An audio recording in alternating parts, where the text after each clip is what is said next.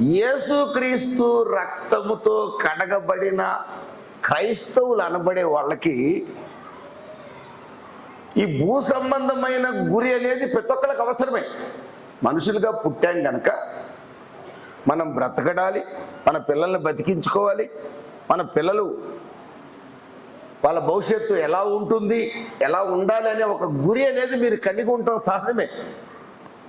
In addition to that, ప్రాముఖ్యమైన గురి క్రైస్తవుడు ఒకడు కలిగి ఉండాలి. ప్రతి క్రైస్తవుడు ఒక గురి కలిగి ఉండాలి. ఏమిటి ఆ గురి అంటే, ప్రకటన గ్రంథం 3వ అధ్యాయము 21వ వాక్యంలో రాయబడిన మాట, నేను జయించిన ప్రకారము జయించిన ప్రతి వాడు కూడా నాతో కూడా నా తండ్రి సింహాసనంలో కూర్చుండబెట్టుకుంటానని ప్రభువు చెప్పాడు. ఈ రోజున క్రైస్తవుడికి ఉండాల్సిన గురి ఏమిటో తెలుసండి? యేసుక్రీస్తు కూర్చున్న సింహాసనంలో క్రీస్తు రక్తంతో కడగబడి రక్షణ పొంది బాప్తిసం పొందిన ప్రతి ఒక్కడు కూడా ఆ సింహాసనంలో నేను చేరాలి అనే గురి కలిగి ఉండాలి. చప్పట్లు కొట్టి ప్రభువు నామాన్ని గణపరుచుకుందాం. హల్లెలూయా. ఆ గురిలో భాగమే యోహాను సువార్త 14వ అధ్యాయము 1, 2, 3 వాక్యాల్లో మనల్ని రక్షించిన యేసు ప్రభు చెప్తున్నాడు, నేను వెళ్తాను, వెళ్ళి మీ కొరకు స్థలము సిద్ధపరుస్తాను, నేను వస్తాను, మిమ్మల్ని తీసుకొని వెళ్తాను. ఎక్కడికి తీసుకొని వెళ్తానంటే నా సింహాసనంలో కూర్చోబెట్టుకోవటానికి. దేవునికి స్తోత్రం కలుగును గాక. హల్లెలూయా. ఇదే క్రైస్తవుడు గురి అయి ఉండాలి.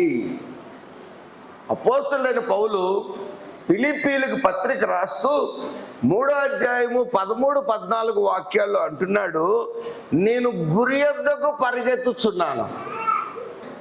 క్రైస్తవుడి యొక్క అంతిమ గురి యేసు ప్రభు సింహాసనాన్ని చేరాలి. ఈ సంఘంలో ఉన్న ప్రతి వాడి నోట నుండి నీకున్న ఫైనల్గా నీ లక్ష్యం ఏంటి అమ్మా? నువ్వు అసలు ఏమి సాధించాలనుకున్నావు యేసు ప్రభువుని నమ్ముకొని? అన్నా, నువ్వు యేసు ప్రభువుని నమ్ముకొని ఏంటి నీ కోరిక, ఏమి సాధించాలనుకున్నావు అని నిన్ను ఎవడైనా అడిగితే నీ నోటి నుంచి రావాల్సిన మాట ఏంటో తెలుసా? నేను పరలోకపు సింహాసనంలో చేరాలనే యేసు ప్రభువుని నమ్ముకున్నాను. చప్పట్లు కొట్టి ప్రభువు నామాన్ని కనపరుచుకున్నాను. హల్లెలూయా. నా ప్రియమైన దేవుని బిడ్డలారా, నా ప్రియమైన వారులారా, మనం పరలోక పౌరులం, మనం యాత్రికులం, పరదేశులం. మన పౌరసత్వం పరలోకంలో ఉంది. It's permanent. మనము ఆ సింహాసనాన్ని చేరాలి. దేవునికి స్తోత్రం కలుగునుగా. హల్లెలూయా. 3 విషయాలు మీరు క్లుప్తంగా ధ్యానం చేయండి. యెహోషువ గ్రంథం 1వ అధ్యాయము 1, 2, 3 వాక్యాల్లో దేవుడు యెహోషువతో చెప్తున్నాడు, మోషే మృతి నొందాడు కదా, మీ గురువు గారైన మోషే మృతి నొందాడు. యెహోషువ, నేను నిన్ను ఎన్నుకున్నాను, ఇశ్రాయేలీయులని నడిపించే బాధ్యత నీది. ఇప్పటి వరకు మోషే నడిపించాడు, ఇక ఇశ్రాయేలు నడిపించాల్సిన బాధ్యత నీది. ఇశ్రాయేలుకి నేను వాగ్దానం చేశాను, ఒక దేశాన్ని ఇస్తానని. అది వాగ్దాన దేశం, అది పాలు తేనెలు ప్రవహించు ఆ దేశాన్ని ఇస్తానని ఆదికాండం 15వ అధ్యాయం 18వ వాక్యంలో నేను అబ్రహాముతో వాగ్దానం చేశాను. ఆ దేశాన్ని నా ప్రజలకు నేను ఖచ్చితంగా ఇస్తాను, నువ్వు వాళ్ళని నడిపించు. మోషే నడిపించాడు, ఇప్పుడు నేను ఎన్నుకున్నాను నిన్ను, నీవు నడిపించు. నువ్వు నడిచే మార్గం అంతట్లో నేను నీకు తోడుగా ఉంటాను అని దేవుడు యెహోషువతో చెప్పాడు. అంటే గమ్యాన్ని చేరాలంటే దేవుడు యెహోషువతో 3 విషయాలు చెప్పాడు.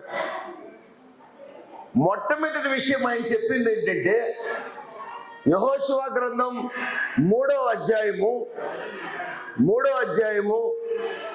3వ వాక్యంలో చెప్తున్నాడు, యెహోషువ తన ప్రజలతో చెప్తున్నాడు. ఈ మాటలు యెహోషువకు దేవుడు చెప్పాడు. యెహోషువ ఇక్కడ తన ప్రజలతో చెప్తున్నాడు ఏమనంటే, మీరు మీ దేవుడైన యెహోవా నిబంధన మందసమును యాజకులైన లేవీయులు మోసుకొని పోవుట చూసినప్పుడు మీరున్న స్థలములో నుండి బయలుదేరి దాని వెంబడి వెళ్ళవలెను.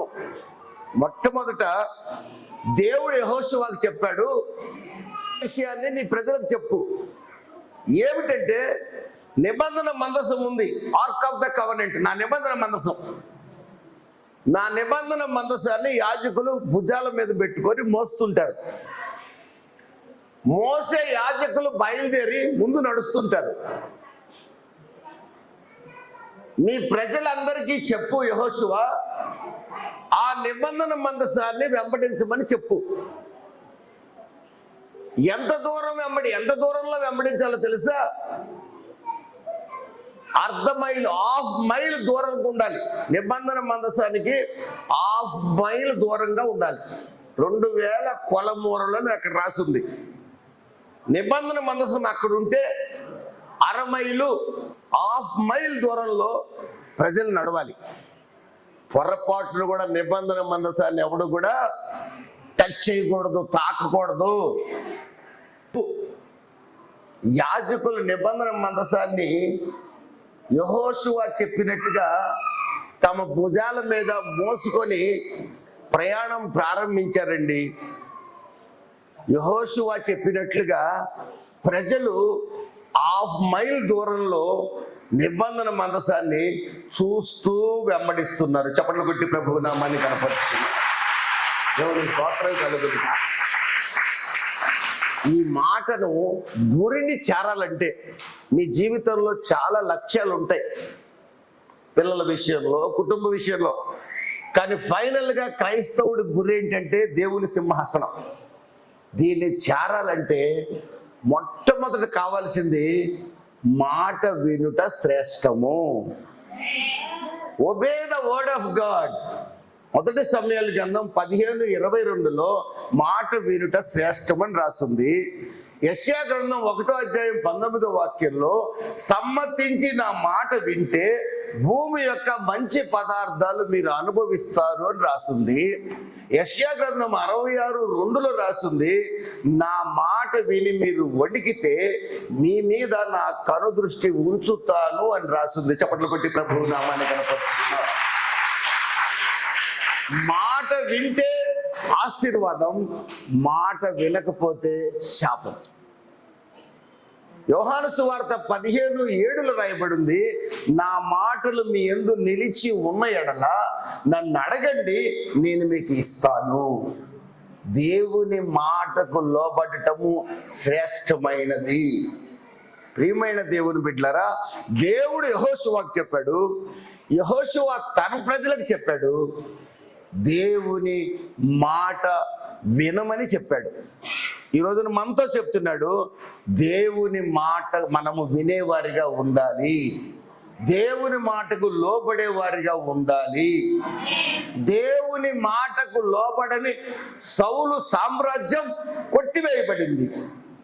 దేవుని మాటకు లోబడిన దావీదు రాజై సౌలు నిరసించగా దావీదు వర్ధిల్లాడు. చప్పట్లు కొట్టి ప్రభువు నామాన్ని కనపరుస్తున్నాం. చేరాలంటే ఈ లోకంలో మీకు చాలా లక్ష్యాలు ఉన్నాయి, సహజం. మీ పిల్లల్ని బాగా చదివించాలనేది మీ గురి, సహజం. ఈ గురిని చేరాలన్నా, అంతిమంగా దేవుని సింహాసనం అనే గురిని చేరాలన్నా, ఆ బహుమానం మనం పొందాలన్నా, మొట్టమొదటిది దేవుని వాక్యానికి విధేయత చూపించడం అయితే, obeying the word of God, following the lord, దేవుణ్ణి వెంబడించడం అయితే, రెండవది పరిశుద్ధ పరుచుకోవటము. దేవునికి స్తోత్రం కలుగునుగా. హల్లెలూయా. పరిశుద్ధ పరుచుకోవటం యెహోషువ తన ప్రజలతో చెప్తున్నాడు. అదే 3వ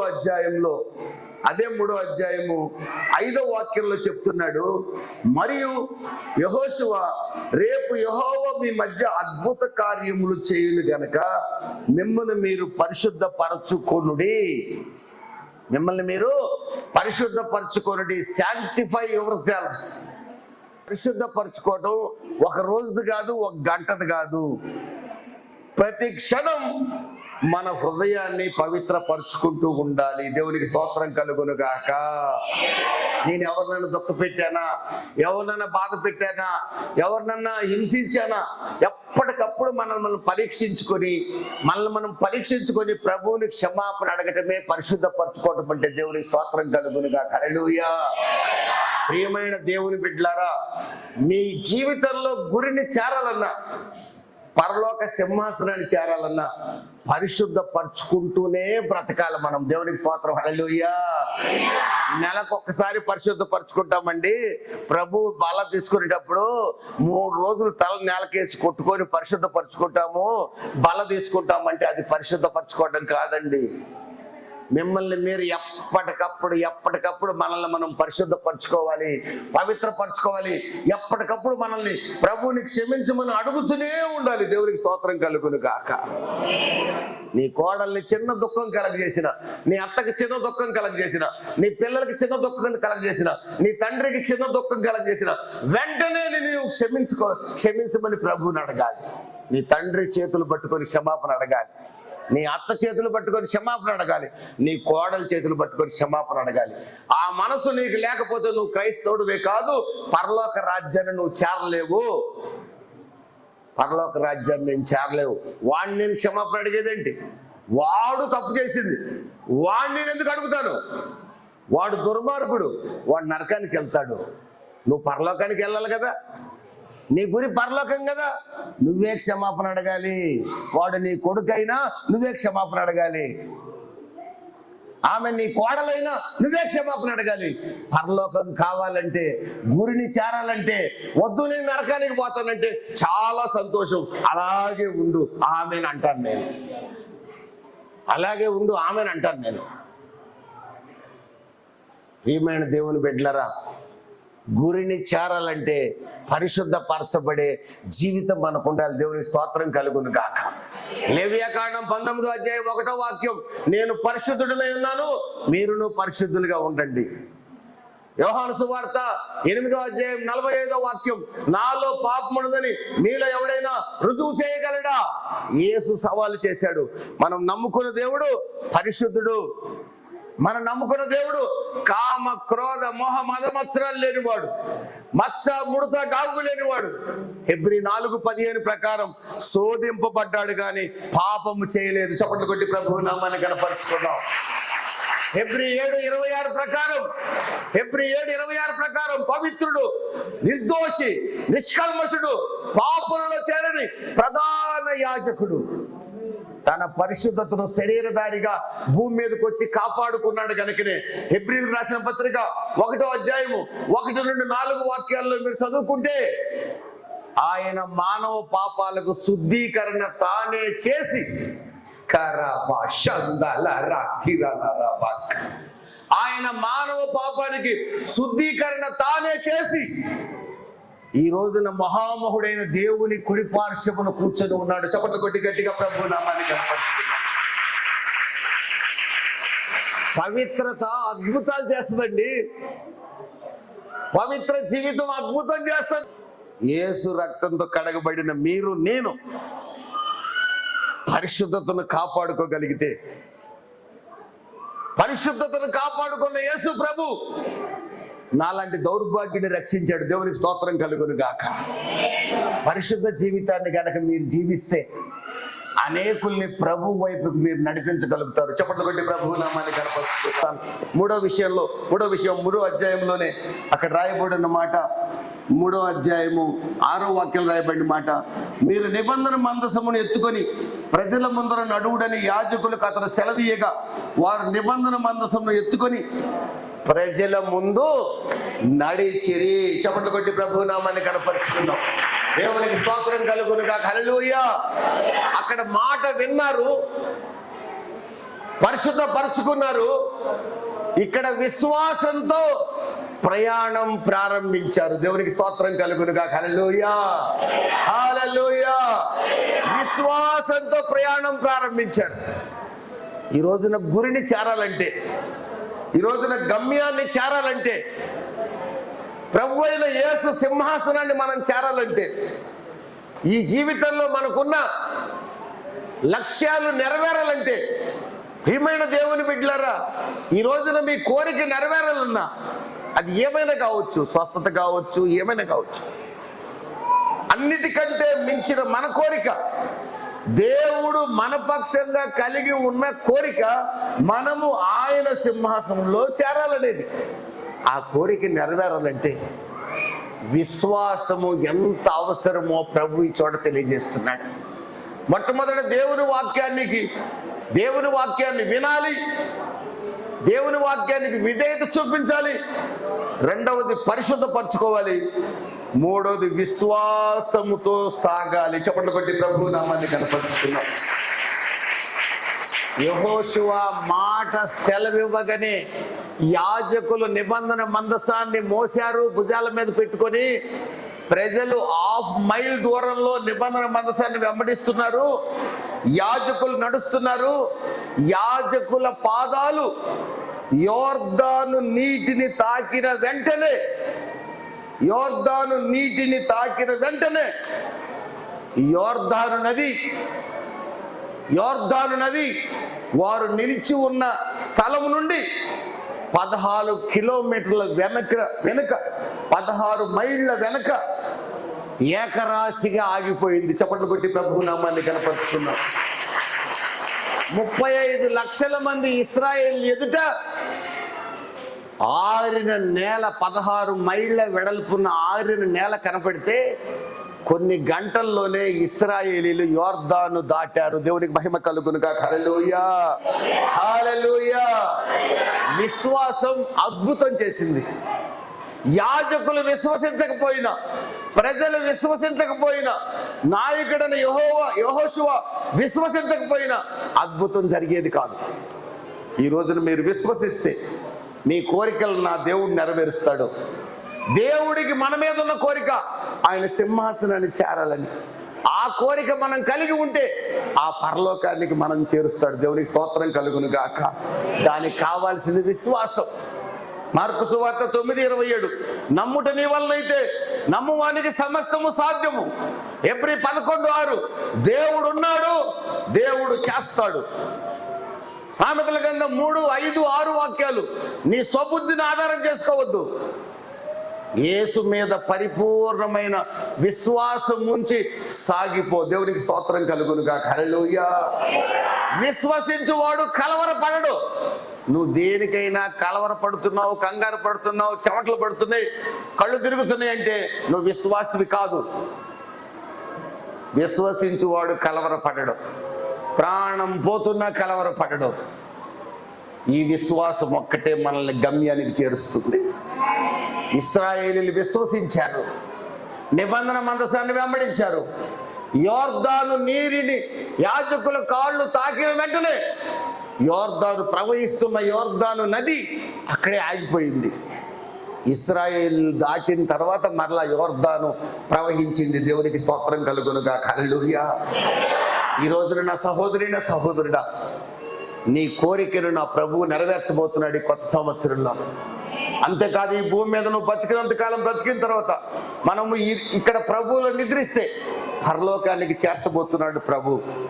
దానికి మనకు కావాల్సింది దేవుని మాటకు విధేయత చూపించటం, మనల్ని మనం పరిశుద్ధపరచుకుంటూ బతకటం. రెండోది దేవుని మీద పరిపూర్ణమైన విశ్వాసం. నా దేవుడు ఉన్నాడు, నా దేవుడు చేస్తాడు, ఏమైనా చేయగలడు. దేవునికి స్తోత్రం కలుగును గాక. ఈ 3 మాత్రమే ఈ భూమి మీద నీ కోరికలు తీరుస్తాయి, పరలోక రాజ్యాన్ని నిన్ను చేరుస్తాయి. అట్టి కృప ప్రభు మనకు దయచేయును గాక. చిన్న ప్రార్థన చేస్తాను, తలలు వంచండి. మహాపరిశుద్ధుడా, నీకు స్తోత్రం నాయనా. నమ్మదగిన వాడ, నీకు వందనాలు చెల్లిస్తున్నాను.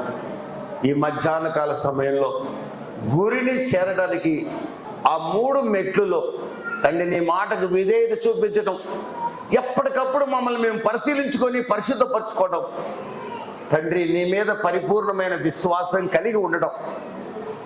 ఈ 3 మెట్లు గుండా మేము వెళ్ళినప్పుడు, ఈ లోకంలో మేము జీవిస్తున్న క్రైస్తవులుగా మేము జీవిస్తున్నప్పుడు మాకున్న లక్ష్యాలను మేము నెరవేరుస్తారు.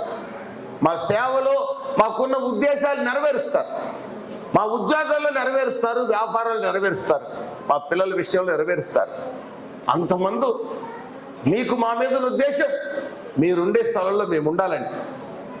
మాకు కూడా ఆ కోరిక ఉంది ప్రభువా, మా బిడ్డలకు కూడా ఆ కోరిక ఉంది నాయన. ఖచ్చితంగా ఈ 3 మెట్ల గుండా మేము వెళ్ళినప్పుడు నీ సింహాసనంలో మేము కూర్చుంటామని మేము విశ్వసిస్తున్నాం. నీ బిడ్డలమైన మాకు అట్టి కృపను మీరు అనుగ్రహించండి. ఎక్కడ ఆ మెట్లు ఎక్కుతుండగా మేము జారిపోకుండా సహాయం చేయండి.